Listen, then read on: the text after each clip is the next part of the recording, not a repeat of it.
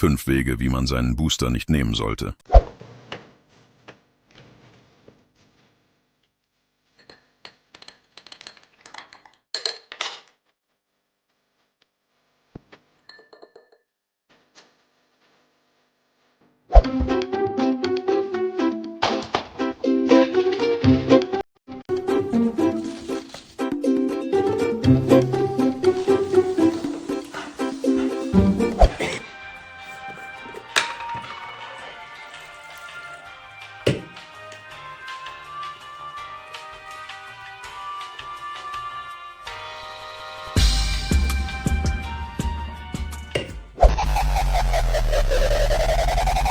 New kicks in the all-star flow. I'm up in the mix, this full large flow.